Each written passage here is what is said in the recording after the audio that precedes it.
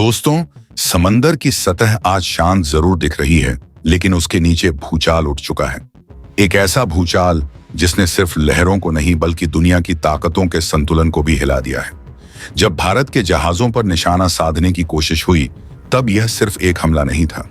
यह भारत की संप्रभुता, उसकी ताकत और उसके धैर्य की परीक्षा थी। लेकिन 2026 का भारत अब सिर्फ जवाब नहीं देता, वह खेल ही बदल देता है।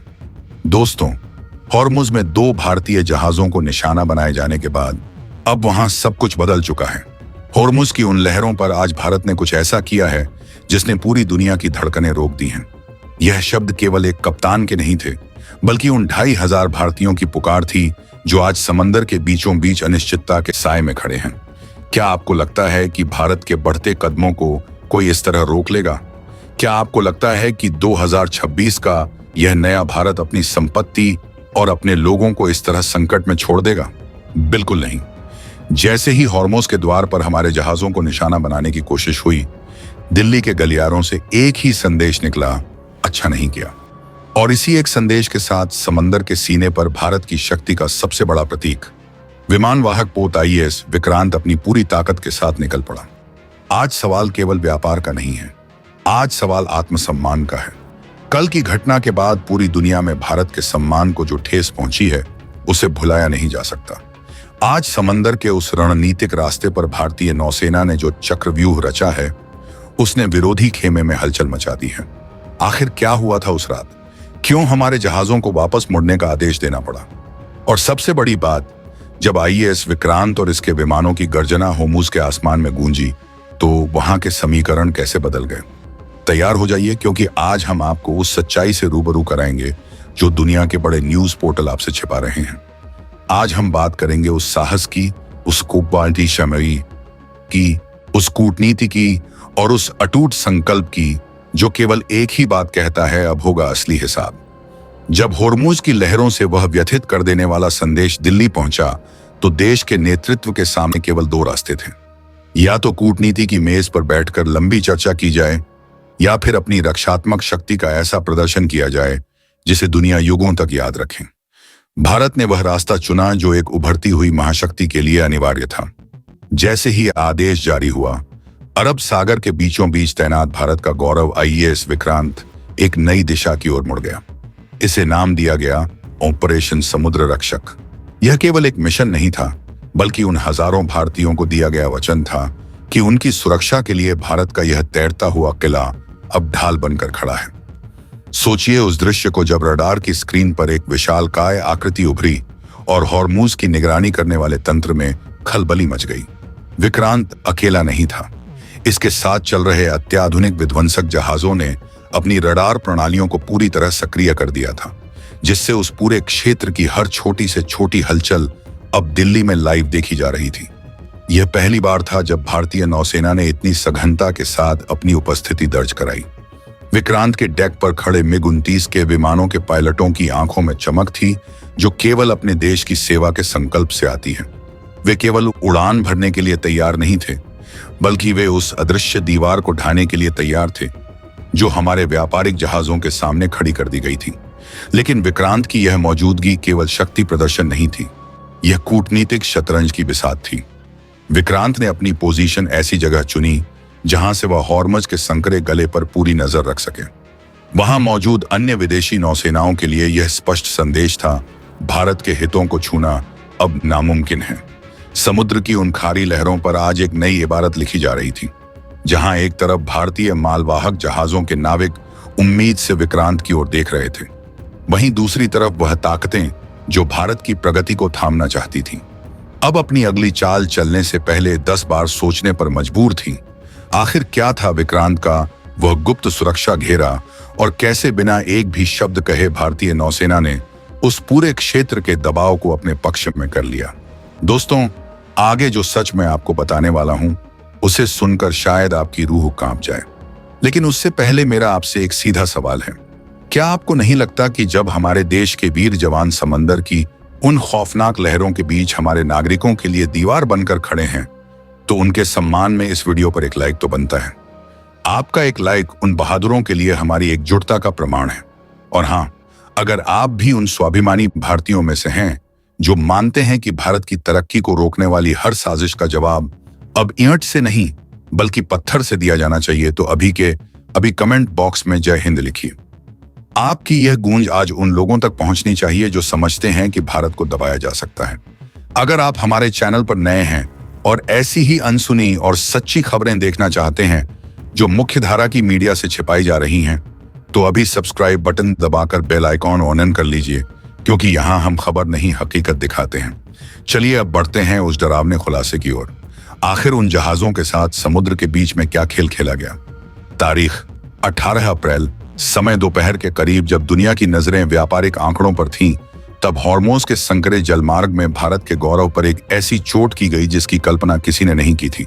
सनमार हेराल्ड यह केवल एक नाम नहीं है, यह उस भारतीय संकल्प का गवाह है जिसने उस दोपहर समंदर के बीचों बीच उस अप्रत्याशित घटना का सामना किया।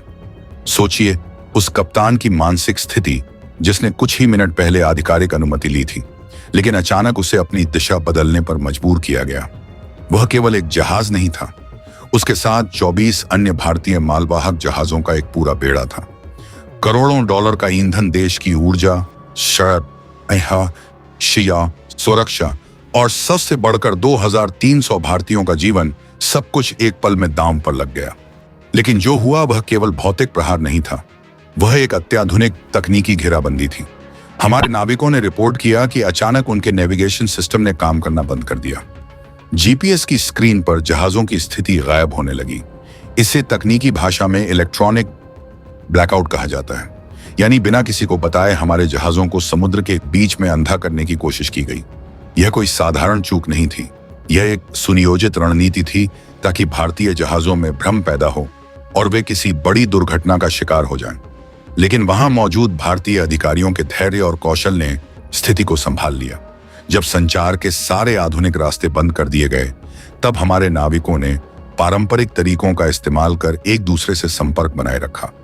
इस प्रहार के बाद जो सवाल खड़े हुए, उन्होंने दिल्ली के सत्ता के गलियारों में हलचल मचा दी। क्या यह प्रहार केवल एक चेतावनी थी, या फिर यह भारत की उस बढ़ती आर्थिक शक्ति को रोकने का प्रयास था जो अब किसी के दबाव में नहीं आती? विशेषज्ञों का मानना है कि जिस सटीकता के साथ हमारे जहाजों के संचार तंत्र को निशाना बनाया गया, वह किसी छोटी शक्ति का काम नहीं हो सकता। समुद्र के उस संकरे रास्ते पर उस दिन केवल बारूद की गंध नहीं थी, बल्कि वहां एक संदेश छिपा था। एक ऐसा संदेश जो भारत की ऊर्जा सप्लाई चेन को तोड़ना चाहता था। लेकिन उन ताकतों को यह अंदाजा नहीं था कि भारतीय जहाजों के पीछे जो शक्ति खड़ी है, वह अब मूक दर्शक बनकर नहीं रहेगी। जैसे ही सनमार हेराल्ड पर उस प्रहार की खबर आईएएस विक्रांत तक पहुंची, समुद्र की लहरों का मिजाज बदल गया। अब यह केवल रक्षा का मामला नहीं था, अब मामला था उस साहस का जवाब देने का जिसने तिरंगे की गरिमा को चुनौती दी थी। आखिर कौन था उस अदृश्य जैमिंग के पीछे, और क्यों भारतीय जहाजों को ही इस विशेष अभियान के लिए चुना गया? इन सवालों के जवाब अब समंदर की गहराई से निकलकर सतह पर आने वाले थे। जब समुद्र की लहरों से उठती हुई तनाव की चिंगारी भारत की राजधानी दिल्ली पहुंची, तो यहाँ का तापमान अचानक बढ़ गया। यह वह समय था जब शब्दों से ज्यादा इरादों की अहमियत थी। जैसे ही विदेश मंत्रालय के पास उन 25 जहाजों और 2300 भारतीयों पर आए संकट की विस्तृत रिपोर्ट पहुंची, भारत ने अपनी कूटनीतिक मेज पर वह तेवर दिखाए जो हाल के दशकों में नहीं देखे गए थे। बिना किसी देरी के ईरान के राजदूत को आपातकालीन संदेश भेजकर तलब किया गया। आमतौर पर कूटनीति में तलब करना एक औपचारिक प्रक्रिया होती है, लेकिन उस शाम साउथ ब्लॉक की दीवारों के पीछे जो हुआ वह औपचारिकता से बहुत परे था। सूत्रों के अनुसार भारत का रुख इतना कड़ा था कि सामने वाले खेमे को सफाई देने का मौका तक नहीं मिला। भारत ने 2 टूक शब्दों में स्पष्ट कर दिया, हमारे नागरिकों की सुरक्षा और हमारे जहाजों की गरिमा के साथ कोई भी समझौता असंभव है। भारत ने केवल स्पष्टीकरण नहीं मांगा, बल्कि उन सभी तकनीकी डाटा और आदेशों की मांग की जिनकी वजह से भारतीय बेड़े को निशाना बनाया गया। यह केवल एक द्विपक्षीय बातचीत नहीं थी, ये 2026 के उस भारत का संदेश था जो अपनी स्वतंत्र विदेश नीति पर गर्व करता है। भारत ने स्पष्ट संदेश दिया कि अगर हरमुज जैसे अंतर्राष्ट्रीय जलमार्गों पर भारतीय तिरंगे का सम्मान सुनिश्चित नहीं किया गया, तो भारत अपने हितों की रक्षा के लिए किसी भी सीमा तक जाने से पीछे नहीं हटेगा। पूरी दुनिया की मीडिया इस बैठक पर नजर गड़ाए बैठी थी। वैश्विक न्यूज एजेंसियों ने रिपोर्ट किया कि भारत ने ईरान को अपनी अंतिम चेतावनी दे दी है। भारत का तर्क साफ था, अंतर्राष्ट्रीय नियमों के अनुसार किसी भी व्यापारिक बेड़े को इस तरह असुरक्षित नहीं किया जा सकता। लेकिन इस कूटनीतिक गर्माहट के पीछे एक और बड़ा रहस्य छिपा था। क्या यह केवल एक सुरक्षा चूक थी, या फिर दिल्ली को कुछ ऐसा पता चल गया था जो अभी तक सार्वजनिक नहीं हुआ था? जैसे जैसे घड़ी की सुइयां आगे बढ़ रही थीं, यह साफ होता जा रहा था कि भारत अब केवल मेज पर बातचीत नहीं करेगा। राजदूत की उस पेशी के ठीक बाद विक्रांत को नए और निर्णायक निर्देश भेजे गए। दिल्ली में संकेत दे दिए गए थे कि अगर बातचीत से रास्ता नहीं निकला तो समंदर की लहरें खुद अपना न्याय करेंगी। अब दुनिया की सांसें थमी हुई थी, क्योंकि हॉर्मुज के द्वार पर एक तरफ कूटनीति की मेज सजी थी और दूसरी तरफ भारत की नौसैनिक शक्ति का सबसे बड़ा प्रतीक अपनी पोजीशन ले चुका था। अब सवाल यह नहीं था कि क्या होगा। देशकार के दुनिया की सांसें सवाल यह था कि भारत का अगला कदम उस क्षेत्र की तस्वीर को कैसे बदल देगा। जब दिल्ली में कूटनीति की बिसात बिछी थी और आईएएस विक्रांत अपनी पोजीशन ले रहा था, उस वक्त उन 25 जहाजों पर क्या गुजर रही थी? कल्पना कीजिए उन 2300 भारतीय नाविकों की जो अपने घर से हजारों मील दूर समंदर के उस हिस्से में फंसे थे जिसे दुनिया का सबसे खतरनाक मोड़ कहा जाता है। वहां समय जैसे रुक गया था। जहाजों के इंजन शांत थे, संचार के साधन सीमित थे और चारों तरफ केवल अनिश्चितता का पहरा था। लेकिन ऐसे कठिन समय में भी उन नाविकों ने जो दिखाया वह भारतीय चरित्र का असली परिचय है। जब चारों तरफ से घेराबंदी की खबरें आ रही थीं, तब भी उन जहाजों की डेक पर घबराहट नहीं, बल्कि एक अटूट अनुशासन था। भोजन और पानी की आपूर्ति को लेकर चिंताएं बढ़ रही थीं। समुद्र के बीच में संसाधन सीमित होते हैं और जब रास्ता बंद हो तो हर बीतता घंटा एक बड़ी चुनौती बन जाता है। लेकिन इन नागरिकों ने हार नहीं मानी। उन्होंने आपस में राशन का बंटवारा किया और यह सुनिश्चित किया कि बेड़े का कोई भी सदस्य खुद को अकेला महसूस न करे। उन नाविकों के परिवारों के लिए यह समय किसी अग्नि परीक्षा से कम नहीं था। भारत के कोने कोने में केरल से लेकर पंजाब तक और बंगाल से लेकर गुजरात तक हजारों घरों में दुआओं का दौर जारी था। लेकिन उन परिवारों का अटूट विश्वास केवल एक ही शक्ति पर था, भारत की सेना और भारत की सरकार। उन्हें पता था कि जब तक तिरंगा उन जहाजों पर लहरा रहा है, भारत उन्हें वापस लाने के लिए समंदर की गहराई और आसमान की ऊंचाई एक कर देगा। नाविकों ने रिपोर्ट किया कि अंधेरी रातों में जब वे ऊपर आसमान की ओर देखते थे तो उन्हें कुछ विशेष प्रकाश दिखाई देते थे। यह भारत के अत्याधुनिक टोही विमानों के संकेत थे जो निरंतर उन पर नजर बनाए हुए थे। यह एहसास कि देश उन्हें देख रहा है उन्हें वह मानसिक शक्ति दे रहा था जिसकी उस वक्त सबसे ज्यादा जरूरत थी। यह केवल एक व्यापारिक बेड़ा नहीं रह गया था, यह भारत के 140 करोड़ लोगों की भावनाओं का प्रतीक बन चुका था। ईरान की नौसेना के साथ वह आमने सामने की स्थिति, जहां फासला केवल कुछ 100 मीटर का था, वहां भी भारतीय कप्तानों ने जिस धैर्य और संयम का परिचय दिया, उसने वैश्विक समुद्री समुदाय को हैरान कर दिया। बिना उकसावे के डटे रहना और अपनी संप्रभुता पर अडिग रहना, यही वह संकल्प था जिसने उन 2300 भारतीयों को एक सूत्र में बांध रखा था। अब सवाल यह था कि यह गतिरोध कब तक चलेगा। क्या उन नाविकों का धैर्य रंग लाएगा या फिर समंदर की लहरें किसी और बड़े तूफान की गवाह बनेंगी? दिल्ली की चुप्पी और विक्रांत की बढ़ती सक्रियता अब एक बड़े परिणाम की ओर इशारा कर रही थी। घड़ी की सुइयां अब उस बिंदु पर पहुंच चुकी थी जहां से वापसी का कोई रास्ता नहीं था। दिल्ली से कूटनीतिक संदेश जा चुके थे, राजदूत को चेतावनी दी जा चुकी थी और अब समय था क्रियान्वयन का। हॉर्मुज की लहरों पर एक ऐसा दृश्य उभरा जिसने अंतर्राष्ट्रीय विश्लेषकों के पैरों तले जमीन खिसक गई। आईएएस विक्रांत, जो अब तक केवल एक ढाल की तरह खड़ा था, उसने अपनी पोजीशन बदलनी शुरू कर दी। यह केवल एक युद्धाभ्यास नहीं था, यह एक स्पष्ट अल्टीमेटम था। भारतीय नौसेना ने उस क्षेत्र में एक ऐसी कतार बनाई कि वहां से गुजरने वाले हर एक विदेशी रडार को यह संदेश मिल गया कि अब भारत और अधिक प्रतीक्षा करने के मूड में नहीं है। इतिहास गवाह है कि भारत ने कभी किसी के क्षेत्र में हस्तक्षेप नहीं किया, लेकिन जब बात हमारे नागरिकों के जीवन की आती है तो भारत का धैर्य एक चट्टान की तरह मजबूत और हिमालय की तरह अटल हो जाता है। विक्रांत की तोपों का रुख और उसके डेक पर मौजूद अत्याधुनिक मिसाइल प्रणालियों का सक्रिय होना इस बात का प्रमाण था कि असली हिसाब शुरू हो चुका है। यह समझना जरूरी है कि यह स्थिति कितनी गंभीर थी। एक तरफ ईरान की पूरी सैन्य शक्ति थी और दूसरी तरफ भारत का वह बेड़ा जिसका नेतृत्व विक्रांत कर रहा था। लेकिन भारत की शक्ति केवल इरादों में नहीं थी, बल्कि उस सत्य में थी जो हमारे साथ था। अंतर्राष्ट्रीय जलमार्गों पर निर्विघ्न व्यापार का अधिकार हर राष्ट्र का है और भारत उसी अधिकार की रक्षा कर रहा था। आज पूरी दुनिया देख रही है कि कैसे एक राष्ट्र अपने लोगों के लिए खड़ा होता है। यह घटना केवल हॉर्मोज के बारे में नहीं है, यह आने वाले दशकों के उस नए वैश्विक क्रम के बारे में है जहां भारत की सहमति के बिना समंदर की एक लहर भी नहीं हिलेगी।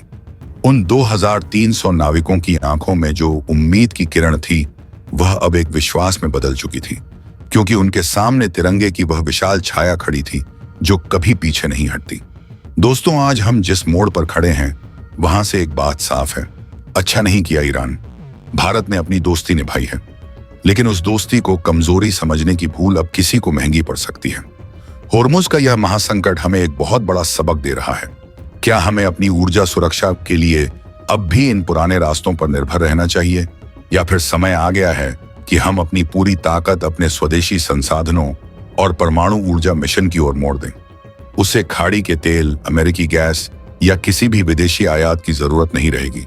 भारत एक एनर्जी सरप्लस राष्ट्र बन जाएगा, जिसका मतलब है कि भारत न केवल अपनी बिजली की जरूरतें पूरी करेगा, बल्कि पूरी दुनिया को सस्ती और स्वच्छ ऊर्जा निर्यात करने लगेगा।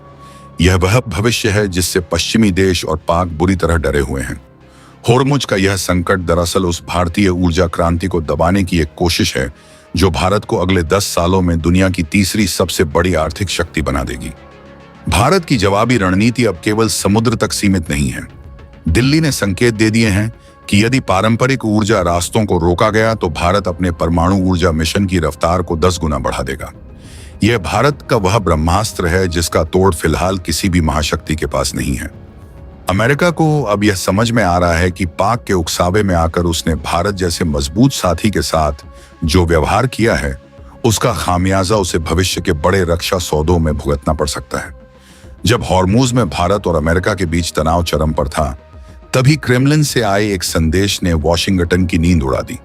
रूस, जो भारत का समय की कसौटी पर परखा हुआ मित्र है, उसने स्पष्ट कर दिया कि वह भारत की समुद्री संप्रभुता के खिलाफ किसी भी गतिविधि को चुपचाप नहीं देखेगा। पुतिन ने संकेत दिए कि यदि भारतीय जहाजों के लिए रास्ते बंद किए जाते हैं तो रूस उत्तरी समुद्री मार्ग के जरिए भारत को ऊर्जा आपूर्ति सुनिश्चित करने के लिए अपने परमाणु संचालित आइस ब्रेकर जहाजों को तैनात कर सकता है। यह अमेरिका के लिए एक बड़ी कूटनीतिक हार थी, क्योंकि जिस पाक के भरोसे वह भारत को घेरने चला था, उसी ने रूस को दक्षिण एशिया में और अधिक सक्रिय होने का मौका दे दिया। लेकिन इस पूरे खेल का सबसे खतरनाक खिलाड़ी चीन है, जो दूर बैठकर इस तमाशे का आनंद ले रहा है।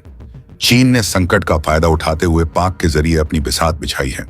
बीजिंग यह अच्छी तरह जानता है कि यदि भारत और अमेरिका के रिश्तों में दरार आती है तो क्वाड जैसा संगठन कमजोर पड़ जाएगा, जिससे दक्षिण चीन सागर में चीन की दादागिरी को कोई रोकने वाला नहीं बचेगा। चीन ने पाक को निर्देश दिए हैं कि वह अमेरिका को इस बात के लिए उकसाता रहे कि भारत रूस के साथ मिलकर एक नया वैश्विक ब्लॉक बना रहा है। पाक, जो इस समय चीन के कर्ज के तले दबा हुआ है, उसने अमेरिका के सामने एक और झूठ परोसा। उसने दावा किया कि भारत हॉर्मुज के रास्ते जो मान ले जा रहा है वह वास्तव में रूसी रक्षा उपकरणों की गुप्त सप्लाई है। अमेरिका ने इस पर विश्वास किया और इसी कारण विक्रांत का रास्ता रोकने की हिमाकत की। यह चीन की वह प्रॉक्सी वॉर थी जिसमें उसने पाक का उपयोग करके भारत की ऊर्जा और सैन्य शक्ति को एक साथ चुनौती देने की कोशिश की। चीन का मकसद साफ है, भारत को इतना कमजोर कर देना कि वह हिमालय की सीमाओं पर चीन के बढ़ते अतिक्रमण का जवाब न दे सके। भारत के पास अब 2 मोर्चों पर लड़ने की चुनौती थी। एक तरफ समुद्र में अमेरिका की घेराबंदी और दूसरी तरफ कूटनीति के गलियारों में पाक चीन की जुगलबंदी। लेकिन यहां भारत की एक्ट ईस्ट और एक्ट वेस्ट नीतियों का असली परीक्षण हुआ। भारत ने ईरान को यह भरोसा दिलाया कि वह किसी भी देश के प्रभाव में आकर अपनी स्वतंत्र विदेश नीति से समझौता नहीं करेगा। भारत ने ईरान के साथ मिलकर चाबहार पोर्ट के इस्तेमाल को और तेज करने की बात कही, जिसने पाक के गदर पोर्ट की अहमियत को शून्य कर दिया। पाक की मध्यस्थता अब उसी के गले की हड्डी बन गई है। उसने सोचा था कि वह अमेरिका का पसंदीदा बनकर भारत को नुकसान पहुंचाएगा। लेकिन भारत के कड़े रुख और रूस के समर्थन ने पाक को दुनिया के सामने एक अस्थिर कारक के रूप में पेश कर दिया है। चीन की चाल भी अब उल्टी पड़ती दिख रही है, क्योंकि भारत ने हिंद महासागर में अपनी गश्त बढ़ा दी है, जिससे चीनी मालवाहक जहाजों के लिए भी अनिश्चितता पैदा हो गई है। यह वह समय है जब भारत ने साबित किया है कि उसे घेरा जा सकता है, लेकिन उसे घुटनों पर नहीं लाया जा सकता। होर्मुज की लहरों पर कई दिनों तक चले इस हाई वोल्टेज ड्रामे का अंत वैसा नहीं हुआ जैसा पाक और चीन ने सोचा था। भारत की अदम्य इच्छा शक्ति और विक्रांत की समुद्र में डटी हुई मौजूदगी ने वॉशिंगटन को अपनी गलती सुधारने पर मजबूर कर दिया। अमेरिकी रक्षा मंत्रालय पेंटागन के भीतर भी इस बात को लेकर विद्रोह जैसी स्थिति बन गई थी कि एक विश्वसनीय दोस्त और सबसे बड़े लोकतांत्रिक देश के जहाज को रोकना रणनीतिक रूप से आत्मघाती है। अंततः अमेरिका को अपनी नौसैनिक दीवार हटानी पड़ी और भारतीय मालवाहक जहाजों के लिए रास्ता साफ करना पड़ा। इस घटना ने पूरी दुनिया को एक स्पष्ट संदेश दे दिया है। वह संदेश यह है कि 2026 का भारत अब किसी भी बाहरी दबाव या प्रॉक्सी कूटनीति के आगे झुकने वाला नहीं है। पाक की वह मध्यस्थता, जिसे वह अपनी सबसे बड़ी जीत मान रहा था, अंत में उसकी अंतर्राष्ट्रीय बेइज्जती का कारण बनी। पाक ने भारत को रोकने के लिए अपनी जो भी साख बची थी, इसी स्टॉप की रमची थी, उसे दांव पर लगा दिया। लेकिन परिणाम यह हुआ कि अब अमेरिका भी उसे एक अविश्वसनीय पार्टनर के रूप में देखने लगा है। होर्मुज में फंसे हुए 25 जहाज और 2300 भारतीय नाविक अब सुरक्षित रूप से भारत के तटों की ओर बढ़ रहे हैं। यह जीत केवल उन जहाजों की नहीं है, बल्कि भारत की उस दूरगामी सोच की है जिसने संकट के समय भी संयम और साहस का संतुलन बनाए रखा। भारत ने साबित कर दिया कि चाहे चीन की साजिश हो या पाक का छल, भारत अपनी ऊर्जा, सुरक्षा और अपने नागरिकों की रक्षा के लिए समंदर को भी चुनौती दे सकता है। अब दुनिया जान चुकी है कि भारत केवल एक बाजार नहीं, बल्कि एक ऐसी समुद्री महाशक्ति है जिसके बिना हिंद महासागर और खाड़ी देशों में शांति की कल्पना भी नहीं की जा सकती। आने वाले समय में यह संकट भारत के थोरियम मिशन को और अधिक गति देगा। अब भारत को समझ आ गया है कि आपको क्या लगता है, क्या भारत को अब अपनी ऊर्जा जरूरतों के लिए पूरी तरह से परमाणु ऊर्जा और थोरियम पर शिफ्ट हो जाना चाहिए? क्या अमेरिका पर अब भी भरोसा किया जा सकता है, या हमें रूस के साथ अपनी दोस्ती को एक नए स्तर पर ले जाना चाहिए? अपनी राय कमेंट बॉक्स में जरूर लिखें। आपकी एक राय हमारे लिए और देश के नीति निर्धारकों के लिए बहुत महत्वपूर्ण है। अगर आपको यह विस्तृत विश्लेषण और हमारी मेहनत पसंद आई है, तो इस वीडियो को लाइक करें और अपने हर उस दोस्त के साथ शेयर करें जो भारत की सुरक्षा और भविष्य की चिंता करता है। ऐसी ही गहरी और अनसुनी खबरों के लिए चैनल को सब्सक्राइब करके बेल आइकॉन दबाना ना भूलें, ताकि अगली बड़ी खबर आपसे मिस ना हो जाए।